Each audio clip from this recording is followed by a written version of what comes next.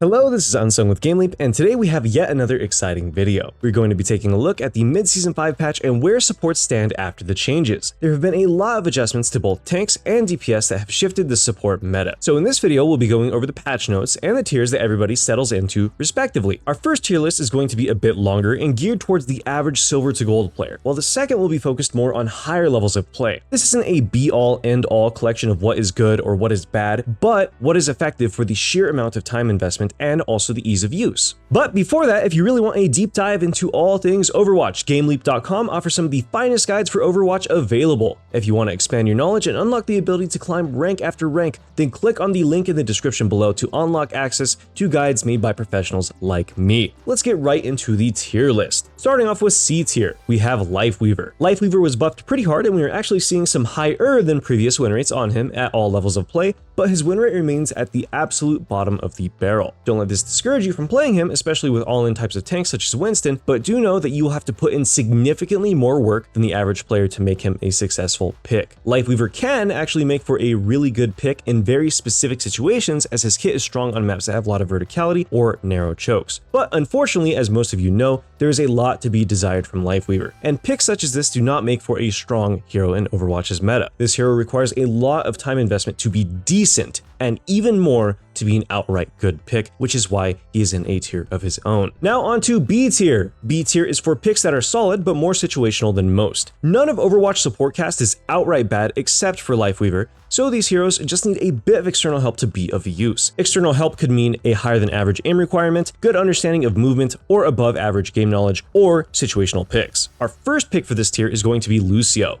Lucio is a very strong hero when played at the absolute top of his skill ceiling, but his lower end heal output and creative use of movement speed are what keep him out of higher tiers for the average player. This hero is very strong in most compositions, but does his best when he's able to dictate the pace of a match and augment other heroes through rotations and punishing those out of place. For those reasons, we have Lucio lower on this list. This by no means implies that Lucio is a bad hero, just that something that is significantly easier to play will help you most immediately when compared to Lucio. If you're an exceptional Lucio player, his placement is significantly higher, but for the average player who hasn't really played much Lucio, Lucio isn't an overwhelmingly strong pick. All this being said, Lucio's ult is absolutely game-changing, and he's very rewarding if you pick him up. I highly recommend playing this hero if you plan on climbing for an extended period of time and really learning the ins and outs of Overwatch. He's also just stupidly fun. Next up, for B tier is Brigitte. Brig is an astoundingly strong pick where she's pickable. The weakness in this hero is that she isn't super flexible in this level of play. There are often times where teams will lack the coordination to make her a truly strong pick, and you'll get more mileage out of a different hero. When picked under the right conditions, Brig is an absolutely S tier pick, but because these variances are few and far between, it brings down her reliability and thus her ability to truly swing a match by herself. Something like Mercy will always be useful even in uncoordinated environments, where the same cannot be said about Brig. With the proper understanding and application of her skill set, this is the highest win rate support in Overwatch 2 for good reasons, but it's mostly due to how hard she shuts down certain picks, not her being generally strong by herself. And finally, our last resident of B tier is Kiriko. Kiriko is a menace when you have decent aim. Her increased headshot multiplier makes her a powerful healer and damage dealer. Kiriko's ulti and cleanse are of course some of the strongest abilities in the game, but they do require enthusiast levels of game knowledge. It's hard to cleanse an ability if you don't know that it CCs to begin with, and a poorly timed Kiriko ulti isn't super impactful by itself. Kiriko's healing also isn't super crazy when compared to other picks, so when you aren't landing your shots, it will have a negative impact on your game compared to some of the later picks in this list. For these reasons, Kiriko will sit in the B tier for the average player. However, if you have above average aim, this hero definitely rewards that. So if your skill in FPS is clicking heads, then Kiriko will take you quite far. Now on to A tier. This tier is built for heroes that are game warping if you have good aim and decent game knowledge. Normally these picks sit a bit higher, but the steep aim and reaction time requirements keep them from being S tier in average play. Zenyatta will be our first pick in this category. The nerf to Discord Orb changes everything for Zenyatta. He is now exponentially more susceptible to hit scan and general pick skills, as he is to be significantly closer to the enemy team. Before, Zen would sit in the backline, apply Discord from as far away as possible, and then focus on dealing damage while also topping up allies when he could. After the changes, Zen can't easily apply Discord Orb on many maps, and is forced to be closer to engage, while also not being able to keep Discord up on maps with lots of LOS breaks. This is a fat nerf to Zenyatta, reducing his effectiveness against tanks and harder to hit DPSs, as it can easily drop out of vision for just a moment to actually remove your Discord orb. With the current meta shift, a steep aim requirement, and a heavy hand of nerfs, Zen sits a lot closer to the middle of the pack for the average player. The sheer impactfulness of a well-timed Zen ulti still keep this hero as an overall solid pick, just not as simple as things coming up. This hero would be B tier if it wasn't for his exceptionally high win rate and for the strength of his ultimate. Baptiste is up next for A tier. Baptiste is an absolute monster in the right hands, as both his damage and healing are insanely high if you're able to land your shots. The sheer amount of pressure that this hero outputs simply by existing is disgusting. The reason we have him rated so high while being such a skill-reliant hero is simply because we can ignore an aspect of his kit while still being effective. Even if we're solely healing on this hero, he outputs more than something like Kiriko, while also having access to his immortality field. If we play him more as a DPS, his self-peel from his boots and his damage amp from his ultimate more than make up for his lack of healing. So if we end up heal botting on this character, it's not really that big of a deal. This hero is a jack of all trades, but relies on you, the player, having good aim and general game knowledge to make him really stand out. The higher skill curve has him cemented in A tier, even with all of his strengths. Ana is our final A tier pick. Ana has historically been one of the most impactful heroes in all of Overwatch, and it's very clear as to why. Ana's utility from Sleep Dart, augmentation from her ultimate, and Biotic Grenade as a whole are already solid. Her healing is also some of the highest in game, really bumping her up as an all-around goated pick. If Ana's healing wasn't so aim reliant, or if she had additional mobility for faster paced, lower elo games, she would easily sit at the very top of S tier. However, a low accuracy Ana simply will not be as impactful as the rest of S tier, because we can miss everything on this hero aside from our ultimate, and even still we can misclick it. While missing a large percentage of her shots, Ana remains one of the most dominant healers just due to her sheer numbers. This places her at the very top of A tier, with lots of room for the player to grow into. And now, finally, we have our S tier picks. As you know, Overwatch is a game that is very reliant on maps and composition. These picks slot into every map effectively and every composition snugly, while also giving the individual player a huge amount of impact. As I'm sure most of you have noticed, Moira has been strangely absent from this list. It's because she's here. For a player newer to support that wants to have a sizable impact on the game, Moira is absolutely perfect. But for a player that has lots of experience on support, then Moira is even better. Instead of being a pure healer or a pure DPS, Moira sits right in the middle of the fence, being both super effective and easy to pick up due to generous hitboxes and auto-aim mechanics. If you want to plug and play a support hero, Moira is very forgiving compared to most others.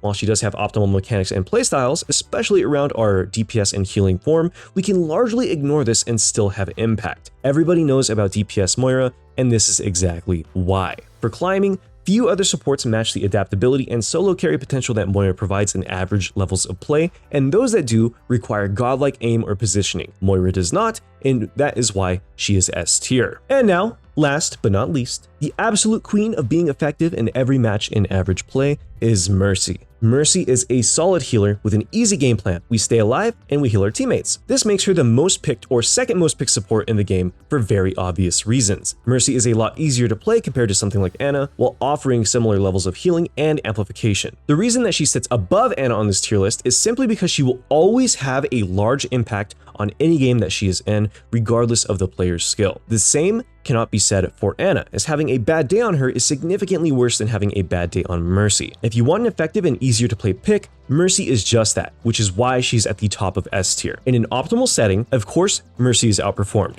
but average level of play is far from optimal, which Mercy shines in. When people are unable to hit their shots on a flying target, pick a team poorly, or are uncoordinated in general, Mercy really punishes this like no other hero, which makes her stand above the rest of supports here. A good res is also game-changing, and they are very easy to sneak in when people aren't fully aware of Mercy's positioning on the map. For these reasons, Mercy sits pretty on her throne at the very top of S. Now that we've covered our average tier list, let's speedrun the above average tier list. This tier list is geared more towards optimal play and overall meta strength, so let's go ahead and get right into it. Starting with Lifeweaver tier. Lifeweaver just simply is not as effective as other picks and unfortunately falls prey to coordinated comps incredibly easily. This hero doesn't function well outside of well-designed niches and simply requires too much effort from all players on his team. If you're playing competitively and want to climb the top 500, do not pick this hero and expect to have an easy time. Next up, B tier. Moira lives here in more coordinated play due to effectiveness of other supports. Moira is a solid pick, just outclassed by more traditional supports due to her shorter range, lower damage, and lower healing. A good DPS player will force our abilities in closer range quite easily and make it hard for us to contest most angles without putting ourselves in danger. When unimpeded,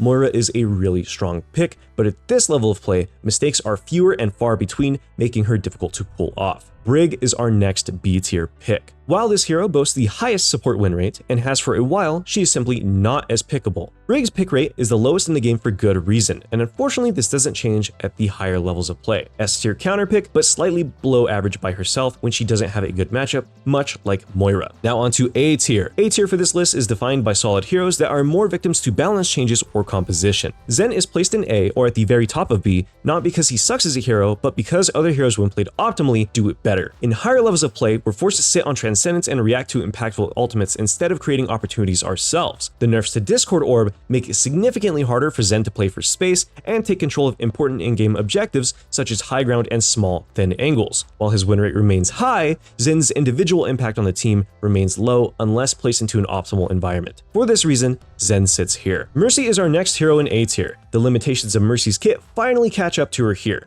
She's still impactful, but the skill of other players limits her heavily. If Mercy is shot out of the air easily, doesn't have a solid pocket, and is unable to safely get a res, her overall flexibility goes down drastically. This is a very solid pick and is usually quite strong, however she is simply just out-impacted by other picks. Kiriko is our next A tier. While Kiriko sports a lower win rate, a skilled player on this hero is an absolute menace. With proper coordination, this pseudo DPS has an almost unmatched level of impact. There's a reason her pick rate remains high while the win rate remains on the lower end. The buffs to Kiriko make her useful in more compositions, and if you're able to hit your shots, we can squeeze just about everything out of this kit. Kiriko is about as good as the player is, so when played in an optimal way, she is hands down more effective than Mercy. Reminder that none of these heroes aside from Lifeweaver are outright bad. This list is mostly for a general impact rating on an average Overwatch game in the higher tiers. And finally, our S tier rated heroes. Let's begin S tier with Baptiste. A highly skilled player on this support can easily solo carry a game. When it comes down to stealing sightlines, saving your allies, or being a general nuisance, no one does it better. Immortality Field is situationally one of the strongest abilities in the game, and the amount of impact that Bapt has on his own remains unmatched for a reason. His ultimate single-handedly prevents enemies from looking at his team, much less contesting a sightline. Well-deserved slot in S tier when played optimally. Lucio is our next pick for S. Lucio has an insanely good synergy with most teams, rewards players with cracked out movement, and is overall stupidly solid in the meta. His ult swings fights by itself, but the rest of his kit is what truly makes Lucio shine. No other hero allows for punishing an out-of-position enemy the way that Lucio does. With proper communication, you can very easily steal a sight, pick a flanker, or push a choke like a madman with your team. While aura healing isn't as strong as most single target healing, Lucio's disruption and stall potential make him an incredibly frustrating to deal with hero at the highest levels of play. And finally, last but not least, the queen of skilled play, Ana. If you have great accuracy, no other support does it like Ana does. Baptiste lacks the hard crowd control that Ana has access to, which can completely swing a fight by herself. Sleep Dart shuts down flankers, important ultimates, and tanks like no other support can. A well-timed biotic grenade can also completely remove the enemy support from the game, making her the best all-around support if we can hit our shots and our nades. Nano steps us up even further as it allows our already strong tank easy opportunity to go 8 mode on the enemy team without having to worry about too much. Ana has unmatched healing, solid crowd control, heal denial, and insane buffs for her team. There is nothing more to be desired from this hero. Anyways, that concludes this video. Remember, if you want the highest quality professional guides, check out GameLeap.com to really dive into the competitive side of things. Thank you all for watching, and I hope that you all have a wonderful day. I'll see you in the next video.